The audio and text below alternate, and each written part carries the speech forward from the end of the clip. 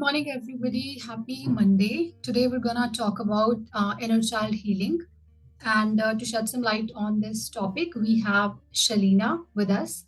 And she's a counselor. And I'm going to have her details in the description box uh, below this video, at the end of the video. I've been this topic is actually very close to my heart because I believe when I started my self development journey, I used to hear people say, get in touch with your inner child. But I didn't really know what is the meaning of this inner child, right? So, Shalina, I want to ask you, what is the meaning of inner child? And do we all have it? First of all, thank you so much for having your podcast. I'm so excited to talk about this topic because it is indeed something we need to start addressing. So the inner child, and do we all have it? Yes, we all have an inner child.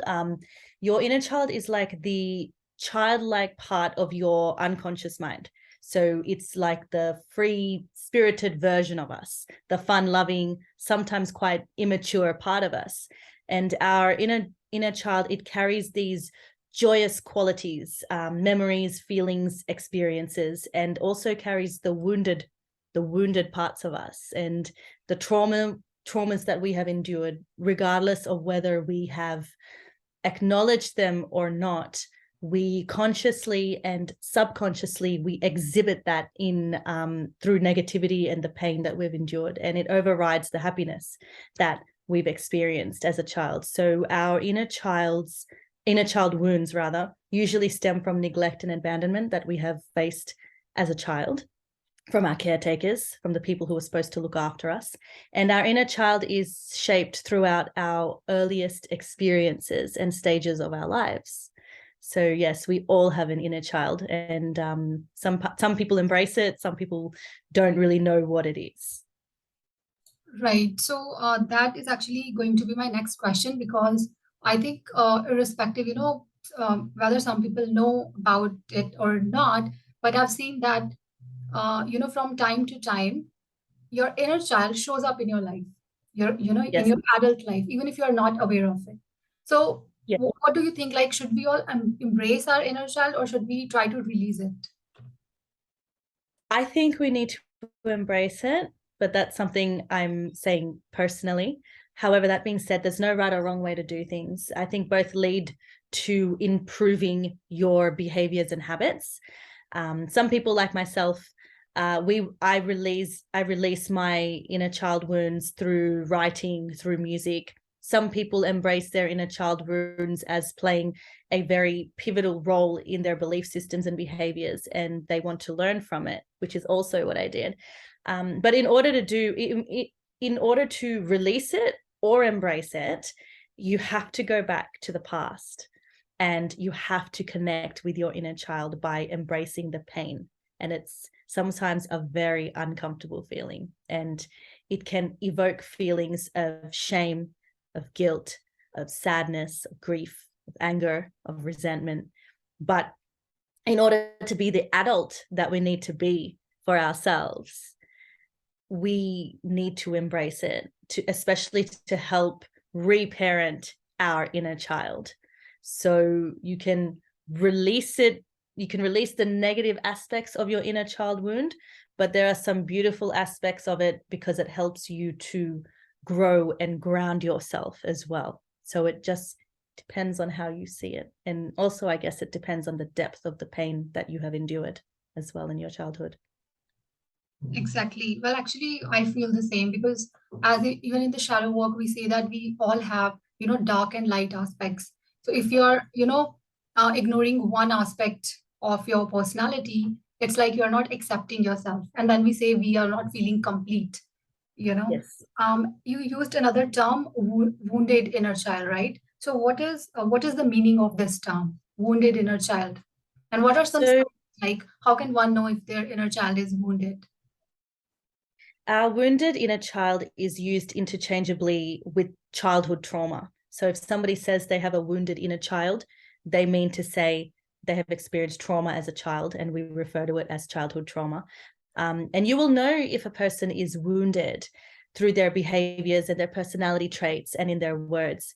Other ways that you know if a person has a wounded inner child or has gone through childhood trauma, they experience anxiety all the time, or they get social anxiety quite a bit. So they smoke, drink, do drugs, they self-harm, they cut themselves, or they do self-deprecating behaviors. They feel guilty for setting boundaries. This is a major one. Anybody who has gone through childhood trauma, they find it very difficult to set boundaries due to people-pleasing behaviors, feeling like you always have to please the people around you.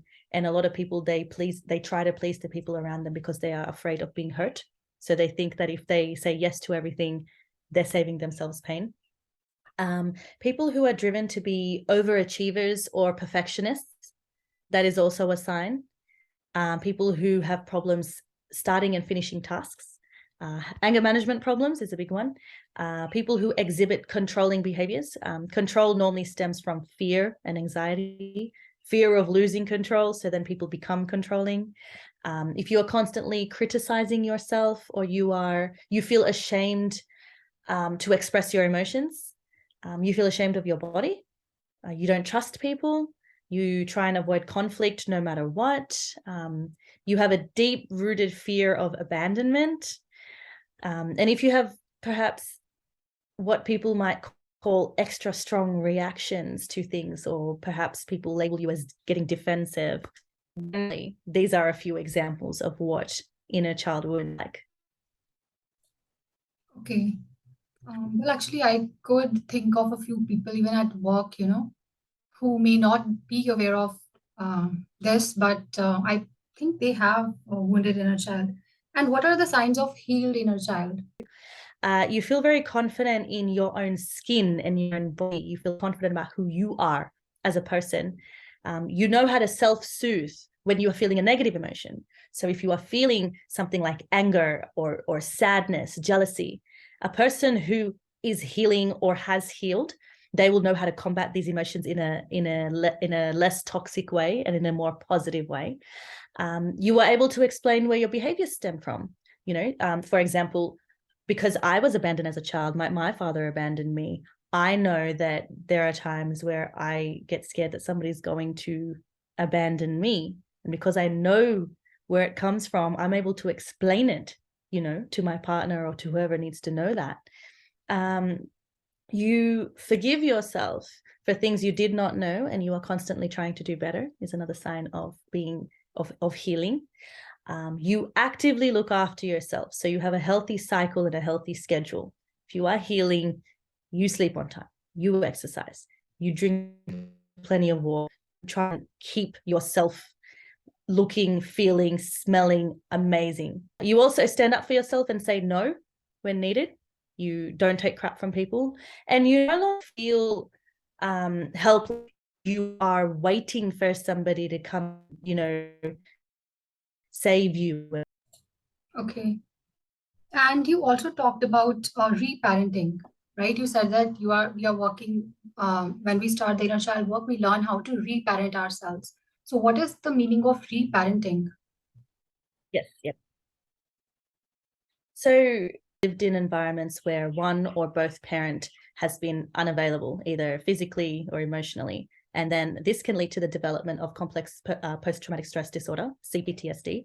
And because as children, we were harmed by those who were supposed to guard us. So essentially, you become the parent that you needed as a child. You take on the role of that caring, loving, supportive, nurturing adult towards your inner child to provide for the unmet needs in various ways. So reparenting is like a therapeutic intervention whereby the wounded child offers themselves a parental figure with positive characteristics, the characteristics that they wish their parents had. It's a way of nurturing your inner child. And the goal is to heal your historic wounds and understand and break negative patterns and cycles of trauma, of negative behavior. And reparenting is actually done through art therapy and various reparenting exercises. Okay. And also, like, why sometimes, when I'm talking about inner child healing and all of that. So people who are interested in self-development, they often have this question like, why do we need to work on our inner child for self-development? So what would be your take on that? Like, why is inner child work necessary for self-development? Well, there are many reasons why it is important, but self-development is literally that. It's developing yourself and your relationship with yourself. Embrace your own strengths and improve your mental health and even relationship. Working on your inner child means that you become very self-aware of who you were in the past and who you are now. And if you don't work on your inner child, you won't have a good relationship with your own self. You become the best version of yourself. And that's the whole point of inner child work. Inner child work does not necessarily mean that you forgive somebody who was your wrongdoer. It just means that you learn how to cope with overwhelming emotions and memories from your past, and you don't let it affect you now and into the future and in your relationships, and it does not get in the way of you trying to be the best version of yourself. Right. And I also think that people actually are not aware of the fact that, most of the bad habits that they indulge in is the result of, that wounded inner child.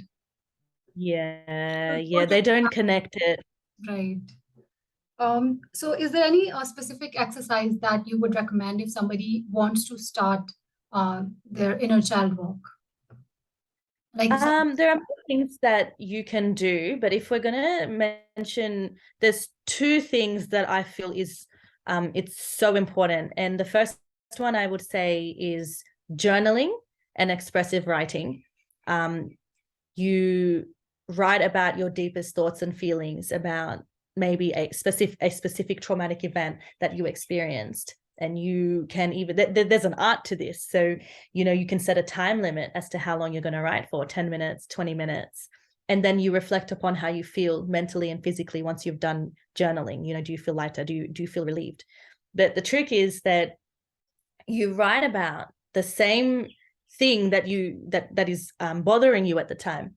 You write about it, but you write about it 2 to 3 days in a row. So today's Wednesday, then Thursday, then Friday. You write it like that, and you might notice that the feelings that you have about a particular event, that a traumatic event, it might change, because when you write, you subconsciously process your emotions in the event. And writing helps you to organize and gain clarity in your mind for event. So you might be surprised at the clarity that journaling can actually bring, because you are literally taking every emotion that you have in your mind and putting it onto paper. The other thing that I would say, which is what reparenting is based on, is art therapy. So you go to a qualified art therapist, and whatever art form that you want to take, you can talk them through your artwork. The artwork can be painting, drawing, sculpting. It can be making collages, a dance, drama play, whatever it is. And then the therapist helps you to understand your own art in a very deeper way, and it helps you to connect to your inner child. And this understanding that you will gain through your own art, it sort of promotes psychological healing. And through creative processes, you bring into the light the unconscious thoughts and feelings that you have repressed. In my case, I personally healed through doing poetry and music, which is another form of art. And art therapy also helps you with stress, confidence, regulating yourself, self-regulating. And it's very beneficial to children who have experienced trauma. So you don't need to become an adult to start doing art therapy. Children who are going through trauma, if their parents take them to art therapy, it's a very expressive and strong way to deal with the trauma. So if you can, start with these two, it can open up a world of opportunities to begin healing. And you will also, you can meet new people as well, people who are going through the same thing as you. And that's quite therapeutic as well. right. And in the process, one also realizes that, they are not alone in the process. Because when somebody is going through something like that, They feel like I'm the only one, you know. Um, Another question that I forgot to Yeah. ask, um, is inner child work also connected to shadow healing or shadow work? Yes, it is. Yeah, it is, because shadow work is pretty much getting in touch with your dark side. The side of you that is unacknowledged, that traumatized side of you, the part of you that hurts and has really bad memories. That's your shadow self. With your inner child, you have to open up your mind to the repressed side of you and all the wounds, the things you think about that you keep locked up in here. That is your shadow self, and it's it's about becoming aware of what you have locked away, because once you become aware and acknowledge it, that's when the healing begins. And our shadow self is usually that part of us that we feel ashamed about. It doesn't mean that we've done something wrong. It could be somebody else who has done you wrong. You still feel the shame. So for example, in my case, because my father abandoned me as a baby, I felt ashamed growing up because I thought I wasn't good enough. And once I acknowledged how I felt and I analyzed the situation logically, which is that I could not have possibly done something wrong as a baby, my inner child work started to begin, because inner child work is about rephrasing the words that you speak to yourself and undertaking new patterns and cycles of thinking and behavior. So you start with the shadow work, and it leads to inner child healing. Right. Okay. And you are also a counselor, right? So, how Yes. can you help someone with their inner child work? If somebody wants to, reach out to you, what are the services that you provide, and what can they expect?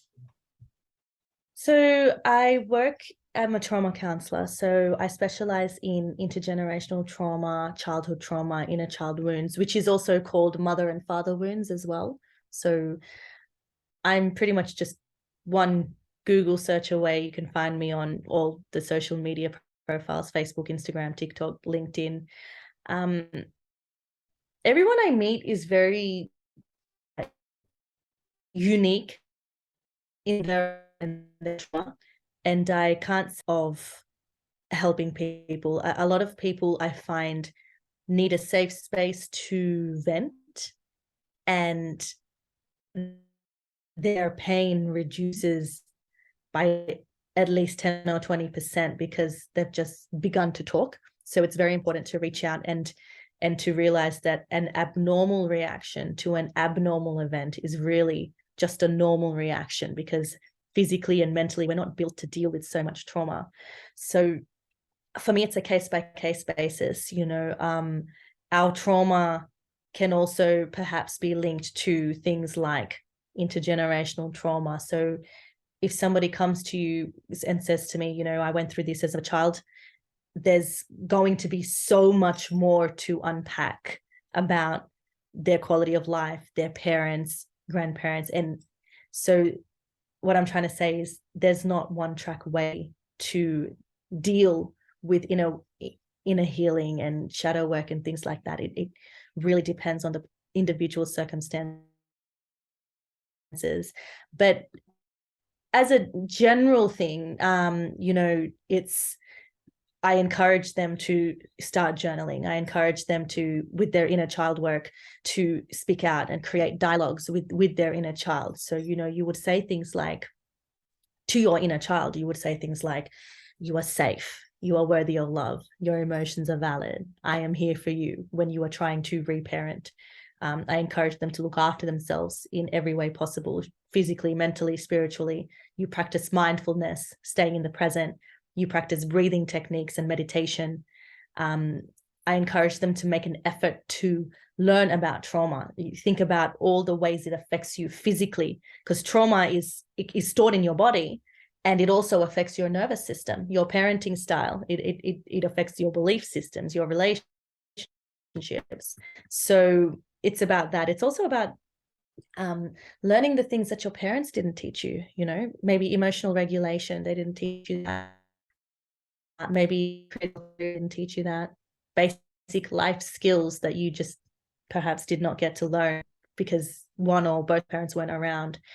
I also always tell my clients, human beings, we have like 34,000 emotions. Like that's how many emotions we have. So if you can't feel your emotion, then you can't heal it. So it's very important that you correctly identify the emotion that you are feeling, and diagnose why you're feeling this way. There's a thing that I used, a tool that most counselors and therapists use. It's called the wheel of emotion.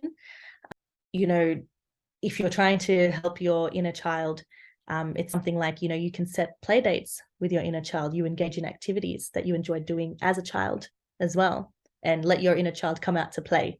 So, you write a list of all the things you used to love doing as a child, and you can start doing them again as an adult to reconnect to your inner child or to self-soothe.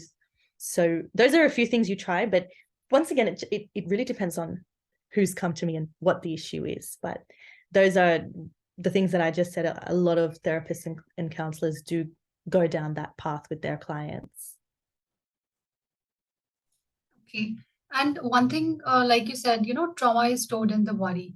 So I think, yeah, and people don't realize these things. If they are sick or they are going through something, they feel, they will go to doctors, they will go for surgeries or medicines and all of that, but they don't try to, dig deep and find the root cause. So, anybody who is watching this or listening to us, I would definitely suggest, getting in touch with Shalina and, actually, like get to know your inner child. And Shalina, thank you so much for, sharing your valuable knowledge with all of us. And I'm sure everybody is going to love connecting with you because I can actually feel your vibe. Oh, thank you. Yeah. Thank you so much. It's very important to really, as soon as you know something's wrong, to try and heal it, because it benefits you. It doesn't benefit me if you heal. It benefits you when you heal, and you get to have such a great quality of life afterwards. So it's really worth getting on the journey and discovering so many wonderful things about yourself. Right. And I really hope we get to do this again because after speaking with you, because I had just one topic, inner child healing, but I can actually see that you actually know a lot about, you can even help with shadow work healing and, like you said, intergenerational trauma. And people don't have knowledge about that also Yeah. because it carries from, from generations. And there has to be somebody who can break that pattern. Yes. Well, it's once you have the knowledge of what intergenerational trauma is, you'll be the one to break it. And it's very relieving. So perhaps that's another conversation we can have about what it is. That Yeah. would be great. Thank you for coming. Yeah. Thank you for having me. Thank you so much.